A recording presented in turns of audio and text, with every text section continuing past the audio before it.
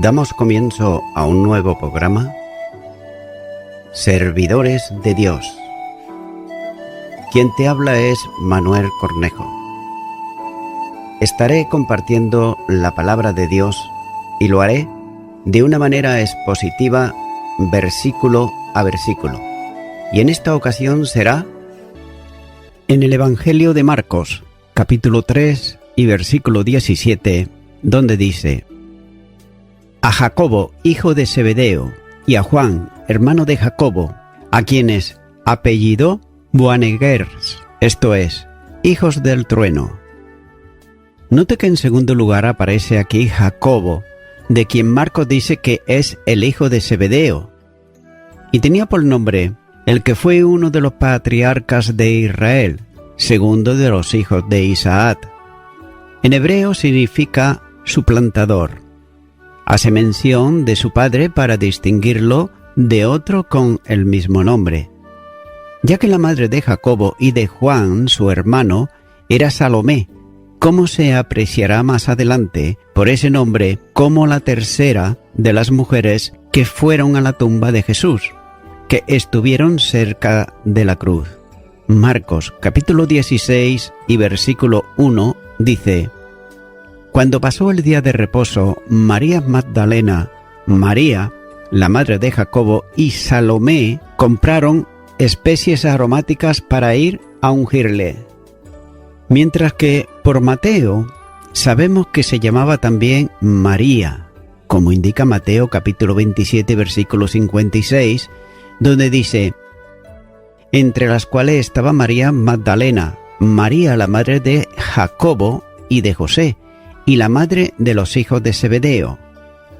Es muy extendido entre los eruditos bíblicos que Salomé era hermana de María, la madre del Señor, ya que Juan dice que estaba cerca de la cruz dos mujeres con el nombre de María, mencionadas por Mateo y Marcos, la hermana de Jesús y la hermana de su madre.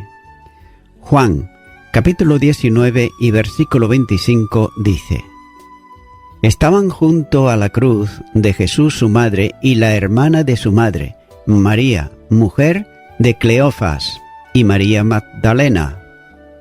Como que Pedro su oficio era el de pescador en el mar de Galilea, siendo llamado por Jesús junto con su hermano para ser uno de los 4 primeros discípulos, como así indica Marcos capítulo 1 y versículo 19.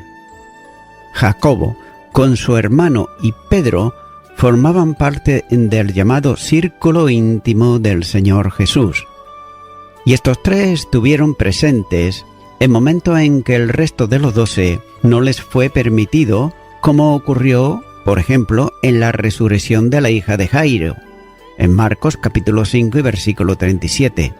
También en la transformación, capítulo 9, versículo 2 de Marcos, y en la proximidad de Jesús en Getsemaní, Marcos capítulo 14 y versículo 33.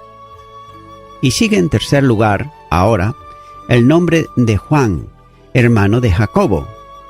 Es posible que fuese el más joven de los dos, porque aparece siempre en las 4 listas del Nuevo Testamento, después de su hermano Jacobo. Note que la posición social de este, lo mismo que la de Jacobo, parece ser de clase acomodada, ya que su padre tenía un negocio de pesca que daba trabajo a jornaleros, como dice Marcos capítulo 1 y versículo 20. Su madre, Salomé, era una de las mujeres que ofrendaban de sus bienes para sostener el ministerio de Jesús y sus discípulos. Lucas capítulo 8 y versículo 3 dice: Juana, mujer de Chuza, intendente de Herodes, y Susana y otras mujeres que le servían de sus bienes. Así pues, este Juan es el discípulo cuyo nombre se guarda en secreto en el Evangelio según San Juan, siendo así uno de los 2 a quienes Juan el Bautista dirigió a Jesús, presentándolo delante de ellos como el Cordero de Dios. Juan, capítulo 1 y los versículos 35 al 37 dice: El siguiente día otra vez estaba Juan y 2 de sus discípulos, y mirando a Jesús, que andaba por allí, dijo: «He aquí el Cordero de Dios». Le oyeron hablar los 2 discípulos y siguieron a Jesús.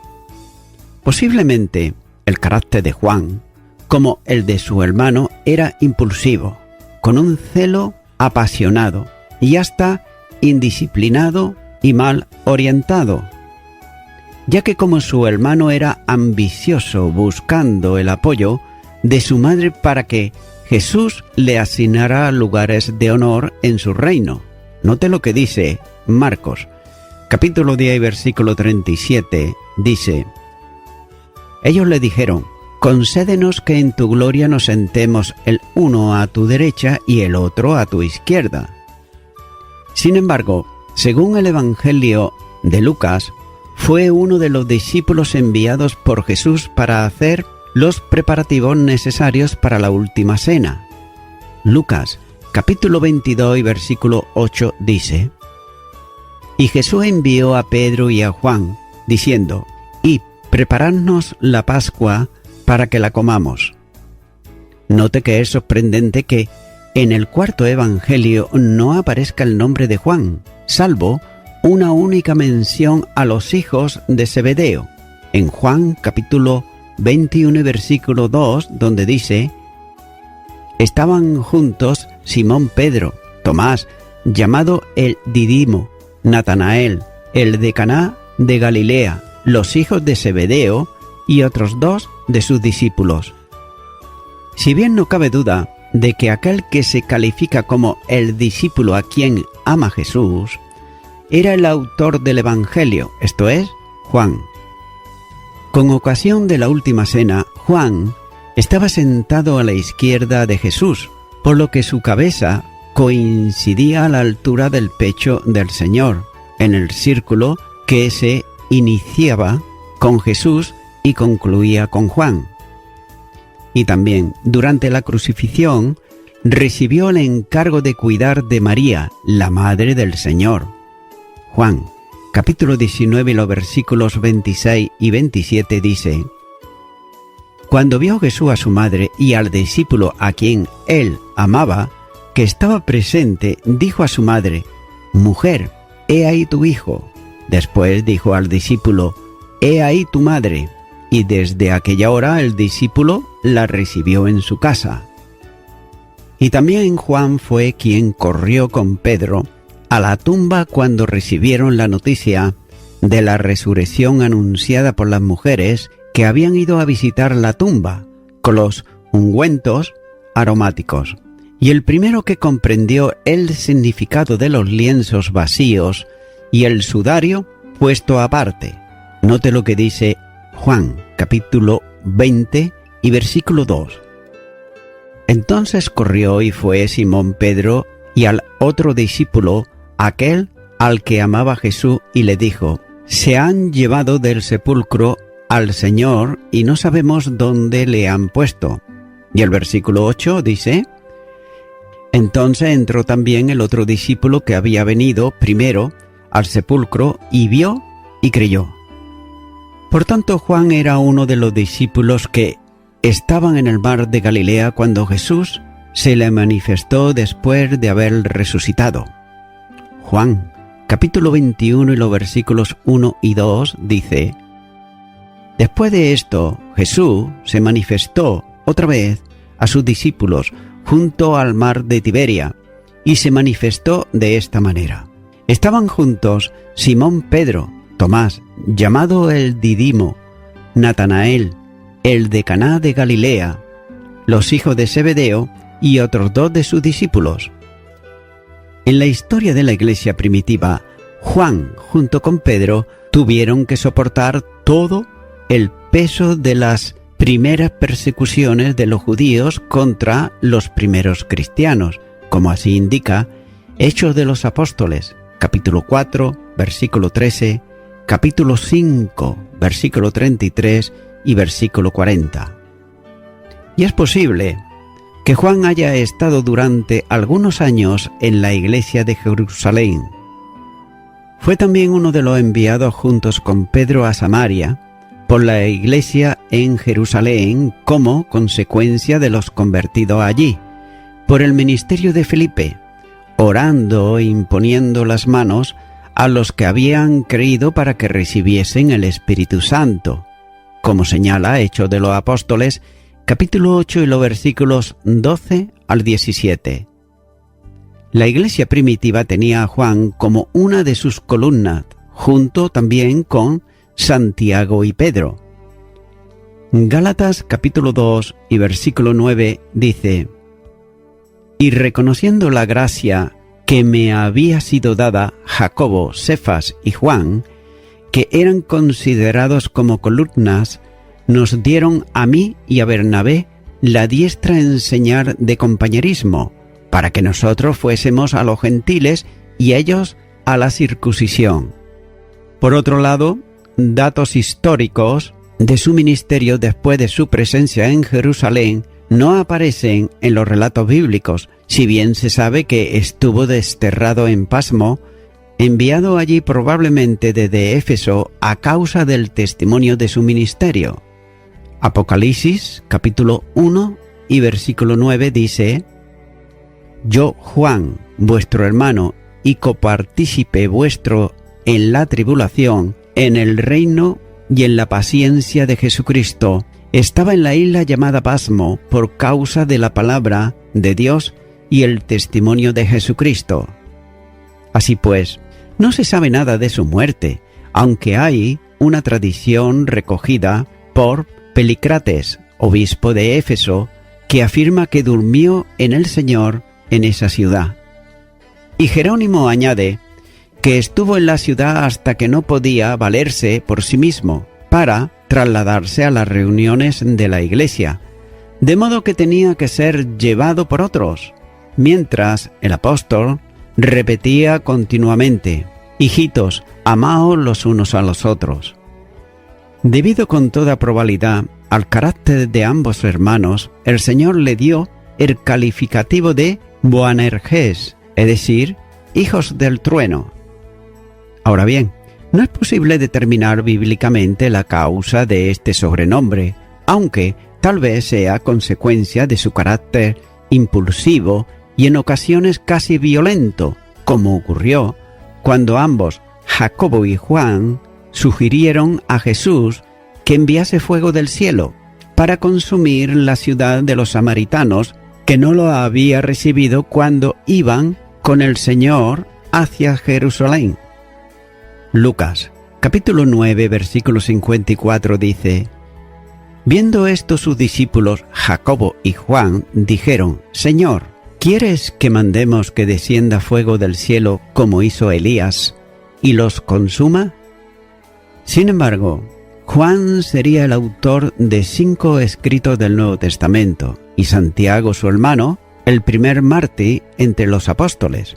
Hechos de los Apóstoles, capítulo 12 y versículo 2 dice: «Y mató a espada a Jacobo, hermano de Juan». Continúa ahora con el versículo 18, donde dice: «A Andrés, Felipe, Bartolomé, Mateo, Tomás, Jacobo, hijo de Alfeo, Tadeo, Simón el cananista». Por otro lado, vemos que Andrés era el hermano de Simón Pedro y fue el instrumento para llevar a su hermano a Cristo, como así dice el Evangelio de Juan capítulo 1 y los versículos 41 al 42, donde dice: «Este halló primero a su hermano Simón y le dijo: Hemos hallado al Mesías, que traducido es el Cristo. Y le trajo a Jesús, y mirándole Jesús dijo: Tú eres Simón, hijo de Jonás, tú serás llamado Cefas, que quiere decir Pedro». Se le menciona con ocasión de la multiplicación de los panes y de los peces. En el Evangelio de Juan, capítulo 6, los versículos 8 y 9 dice: Uno de sus discípulos, Andrés, hermano de Simón Pedro, le dijo: Aquí está un muchacho que tiene 5 panes de cebada y 2 panecillos, más, ¿qué es esto para tantos? El nombre de Andrés significa varonil. Y note que trabajaba con su hermano en la pesca, viviendo también en Capernaum. Mateo, capítulo 4 y versículo 18 dice: y mirando a Jesús que andaba por allí, dijo: He ahí el Cordero de Dios. Y el versículo 40 dice: Andrés, hermano de Simón Pedro, era uno de los dos que habían oído a Juan y habían seguido a Jesús. Por tanto, él fue llamado por el Señor junto con su hermano, cuando estaba en la ribera del mar de Galilea. Mateo capítulo 4 y los versículos 18 al 20 dice: Andando Jesús junto al mar de Galilea, vio a dos hermanos, Simón, llamado Pedro, y Andrés su hermano, que echaban la red en el mar porque eran pescadores. Note que este discípulo, junto con Pedro, es ahora uno de los 12. Y él tenía una fe práctica en Jesús, como lo demostró cuando encontró entre la multitud a un muchacho que tenía 5 panes de cebada y 2 peces, comunicándoselo que luego usó el Señor para alimentar a 5.000 personas. Juan capítulo 6 versículo 9. También tenían un don especial para llevar personas al Maestro, como hizo además de con su hermano, también lo hizo con los griegos en la fiesta de Jerusalén. El Evangelio de Juan capítulo 12, los versículos 20 al 22, dice: Había ciertos griegos entre los que habían subido a adorar en la fiesta. Estos pues se acercaron a Felipe, que era de Betsaida de Galilea, y le rogaron diciendo: Señor, quisiéramos ver a Jesús. Felipe fue y se lo dijo a Andrés. Entonces Andrés y Felipe se lo dijeron a Jesús. Note que Andrés formaba parte del grupo de los 4 discípulos que preguntaron a Jesús sobre los acontecimientos futuros que tendrían lugar en Jerusalén y que dio lugar a lo que se llama el discurso de Olivete. Marcos, capítulo 13 y los versículos 3 y 4 dice: Y se sentó en el monte de los Olivos frente al templo, y Pedro, Jacobo y Juan y Andrés le preguntaron aparte: Dinos, ¿cuándo serán estas cosas? ¿Y qué señal habrá cuando todas estas cosas hayan de cumplirse? La última mención bíblica sobre Andrés ocurre en el relato de Lucas, sobre los que estaban juntos esperando el descenso del Espíritu Santo. Hechos de los Apóstoles, capítulo 1 y versículo 13 dice: Y entrados subieron al aposento alto, donde moraban Pedro y Jacobo, Juan, Andrés, Felipe, Tomás, Bartolomé, Mateo, Jacobo, hijo de Alfeo, Simón, el celote, y Judas, hermano de Jacobo. Por otro lado, la tradición de la historia de la Iglesia dice que murió crucificado en Acaya. Continúa Marcos con su relación y ahora sigue Felipe. Este fue llamado a seguir a Jesús al día siguiente del llamamiento de Andrés y Pedro y sirvió como instrumento para que Natanael viniera también al Señor. Note lo que dice el Evangelio de Juan, capítulo 1, y los versículos 43 al 46, donde dice: El siguiente día quiso Jesús ir a Galilea y halló a Felipe y le dijo: Sígueme. Y Felipe era de Betsaida, la ciudad de Andrés y Pedro. Felipe halló a Natanael y le dijo: Hemos hallado a aquel de quien escribió Moisés en la ley, así como los profetas, a Jesús, el hijo de José, de Nazaret. Natanael le dijo: ¿De Nazaret puede salir algo de bueno? Le dijo Felipe: Ven y ve. Así pues, Felipe era natural de Betsaida, la misma localidad de donde eran Andrés y Simón. Supuestamente era una ciudad ribereña del mar de Galilea. Note lo que dice Juan, capítulo 1 y versículo 44. Y Felipe era de Betsaida, la ciudad de Andrés y Pedro. Y también Juan capítulo 12 y versículo 21 dice: Estos pues se acercaron a Felipe, que era de Betsaida, de Galilea, y le rogaron diciendo: Señor, quisiéramos ver a Jesús. Aparece en todas las listas de los apóstoles, aunque ocupa lugares diferentes en ella.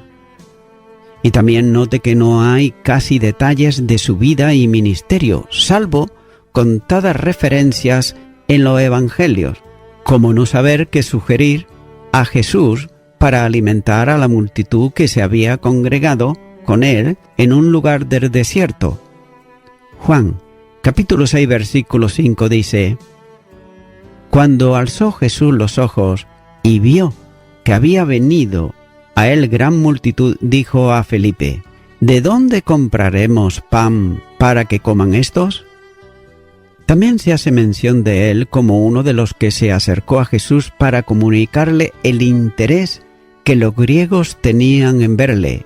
Juan capítulo 12, versículo 21 en adelante. Y posiblemente, desconcertado por las circunstancias y en una profunda turbación de espíritu, pidió a Jesús que le mostrase al Padre. Juan capítulo 14 y versículo 8 dice: Felipe le dijo: Señor, muéstranos al Padre y nos basta. Así pues, no hay más referencias bíblicas ni históricas sobre este apóstol, tan solo la mención de Papías como uno de los integrantes del presbiterio. Ahora continúa Marcos con Bartolomé, que es otro de los 12 que se menciona en la lista, pero del que no hay referencia bíblica ni histórica. Pero su nombre es un patroninio que significa hijo de Ptolomeo. Es con toda probabilidad el Natanael que se cita en el Evangelio de Juan. Juan capítulo 21 y versículo 2 dice: Estaban juntos Simón Pedro, Tomás, llamado el Didimo, Natanael, de Caná de Galilea, los hijos de Zebedeo y los otros 2 de sus discípulos. Este hombre, tal vez con algún condicionante de rivalidad local, preguntó a Felipe si de Nazaret podía venir algo bueno cuando le habló de Jesús. Cristo dijo que él era un verdadero israelita en quien no había engaño. También fue uno de los 7 a quien se apareció Jesús resucitado en la ribera del mar de Galilea. Y en esta lista ocurre ahora el nombre de Mateo. Sobre este recaudador de impuestos publicano se ha hecho una amplia referencia anteriormente, por ejemplo, en el capítulo 2 de Marcos y los versículos 13 y 14. Sigue Marcos ahora con el nombre de Tomás. En la lista en que aparecen los nombres agrupados, de 2 en 2, se le vincula con Mateo en la lista del primer evangelio y con Felipe en la de los Hechos. Hechos de los Apóstoles capítulo 1 y versículo 13 dice: Y entrados subieron al aposento alto, donde moraban Pedro y Jacobo, Juan, Andrés, Felipe, Tomás, Bartolomé, Mateo, Jacobo, hijo de Alfeo, Simón el Celote y Judas, hermano de Jacobo. Este nombre proviene del arameo Toma, que significa mellizo. Y Juan usa 3 veces la versión griega del nombre Didimo, como por ejemplo en Juan capítulo 11, versículo 16, capítulo 20, versículo 24 y capítulo 21, versículo 2. Entonces, surge la pregunta, sin resolver, de quién era el otro mellizo, ya que hay diversas tradiciones que sugieren que su nombre era el de Judas, pero no puede confirmarse bíblicamente. Así pues, la referencia a Tomás aparece en el 4º evangelio. Y Tomás se caracteriza por una persona en cuyo ánimo estaban juntos el desaliento y la devoción, ya que tenía miedo de perder a su amado maestro estando dispuesto a ir con él a la muerte, como consecuencia de la decisión del Señor de ir al encuentro de la familia de Lázaro. Juan capítulo 11 versículo 16 dice: Dijo entonces Tomás, llamado Didimo, a sus condiscípulos: Vamos también nosotros, para que muramos con él. También fue el que confesó que desconocía el lugar a donde iba el Señor cuando anunció su partida en la última cena. Juan capítulo 14 versículo 5 dice: Le dijo Tomás: Señor, no sabemos a dónde vas. ¿Cómo pues podemos saber el camino? Sin embargo, por el hecho que más se le recuerda a este apóstol es por la negativa rotunda al admitir que Jesús había resucitado, poniendo condiciones para aceptarlo mediante pruebas visibles y también tangibles. Note lo que dice el Evangelio de Juan, capítulo 20 y los versículos 24 al 25, donde dice: Pero Tomás, uno de los 12, llamado Didimo, no estaba con ellos cuando Jesús vino. Le dijeron pues los otros discípulos: Al Señor hemos visto. Él le dijo: Si no viere en sus manos la señal de los clavos, y metiere mi dedo en el lugar de los clavos, y metiere mi mano en su costado, no creeré. También fue Tomás el primero de los apóstoles en dar a Jesús, después de su resurrección, el calificativo de Dios mío y Señor mío. Juan capítulo 20 versículo 28. También se cita a Jacobo, el hijo de Alfeo. Marcos le llama más adelante Jacobo el menor, en Marcos capítulo 15 versículo 40. Pero no hay datos sobre la vida de este apóstol, ya que algunos consideran que, como Leví se dice que era hijo de Alfeo, y aquí van juntos en la lista, pudiera ser que fuesen hermanos, pero sin embargo no hay ninguna base bíblica que permita considerar a ambos como hijos del mismo padre, lo que significa que ambos tenían padres con el mismo nombre.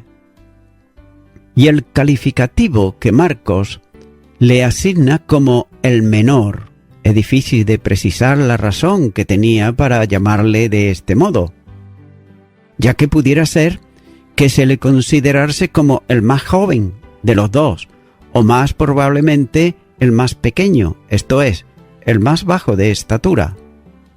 Pero también es posible que fuese hijo de una de las mujeres que tenían como nombre María y que se citan en el Evangelio y que estuvo cerca de la cruz. Mateo capítulo 27 versículo 56 dice: Entre las cuales estaban María Magdalena, María la madre de Jacobo y de José, y la madre de los hijos de Zebedeo. Marcos registra luego el nombre de Tadeo. A este también se le da el nombre de Lebeo en el paralelo de Mateo, en el capítulo 10 y versículo 3, ya que pudiera ser que fuese Judas, no el Iscariote, como así señala Juan, capítulo 14 y versículo 22. En el caso de que fuese el mismo discípulo, tenía un especial interés en los momentos finales de la vida de Jesús se mostrara al mundo. Juan, capítulo 14 y versículo 22. ¿Acaso en un marcado interés porque el Maestro fuese causa de atracción para todas las gentes y no solo para sus discípulos? También aparece por penúltimo lugar Simón el cananista. A este mismo llama Lucas el celote, en Lucas capítulo 6 versículo 15 y también en Hechos de los Apóstoles capítulo 1 y versículo 13. Este hombre debió de haber permanecido antes del encuentro con Cristo al grupo nacionalista extremo llamado de los celotes, que procuraban por otro lado acabar con el dominio extranjero y Por tanto, fomentaban el odio contra quienes consideraban opresores de Israel. Este era un grupo que buscaba un levantamiento nacional en contra de los romanos. El historiador Josefo llama al partido de los celotes como la cuarta filosofía, ya que fue fundado por Judas el Galileo, que liberó la rebelión contra Roma en el año 6 a.C. Los celotes se oponían a que se pagasen los tributos a Roma porque entendían que era una traición al verdadero Dios y también a su pueblo Israel. Tenían como personajes ejemplares a Finis, el sacerdote que manifestó un verdadero celo en el momento de apostasía en el desierto. Note lo que dice en el Antiguo Testamento, el libro de Números, capítulo 25 y versículo 11, donde dice: Fines, hijo de Eleazar, hijo del sacerdote Aarón, ha hecho apartar mi furor de los hijos de Israel, llevado de celo entre ellos, por lo cual yo no he consumido en mi celo a los hijos de Israel. Y también a Matatías y a sus hijos, que se opusieron a Antíoco IV, cuando intentó suprimir la religión judía. Durante años, procuraron mantener vivo el espíritu que animó a Judas en la última rebelión en contra de Roma, durante 70 años. Así pues, los celotes colaboraron activamente en el conflicto final contra los romanos y su última plaza fuerte fue Masada, que cayó en mayo del año 74 después de Cristo. Simón iba a entender al lado de Jesús que el reino de los cielos no tiene que ver con conflictos humanos y odio al enemigo, sino que descansa en el poder del amor, abrazando con brazos de amor a todos, incluidos también los enemigos. Probablemente a este le costaría entender que el Mesías pudiera dar su vida en la cruz, cuando él lo consideraba como el libertador de la nación. Y voy concluyendo con esto. Estimado y estimada oyente, suele haber personas en el día de hoy que le cuesta entender. Y les cuesta, por ejemplo, entender que Dios no envió para salvar al hombre una religión, sino una persona, un Salvador.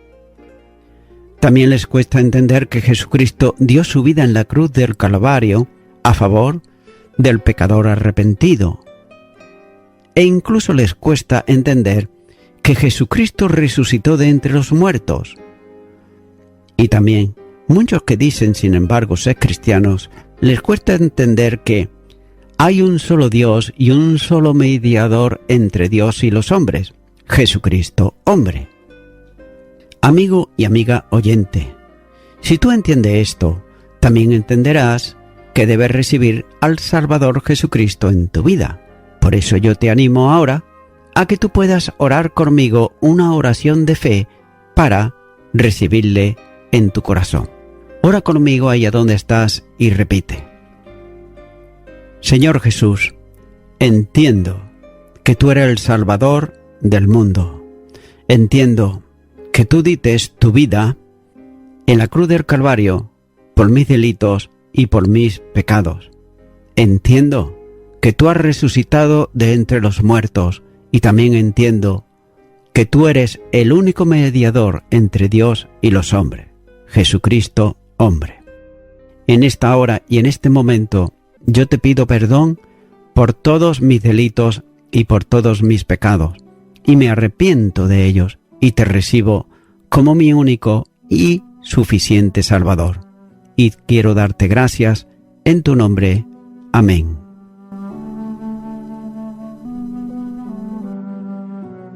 Amigo y amiga oyente, si tú has hecho esta oración de corazón, te recomiendo que comiences a orar a Dios, en primer lugar, en el nombre del Señor Jesucristo, Orar a Dios no es rezar, sino que es hablar con una persona.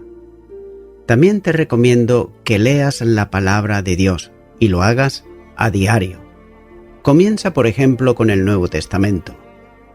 Y también, por último, te recomiendo que para que puedas crecer espiritualmente, te congregues en una iglesia cristiano-evangélica, donde se predique, se enseñe y se practique la sana doctrina y la palabra de Dios.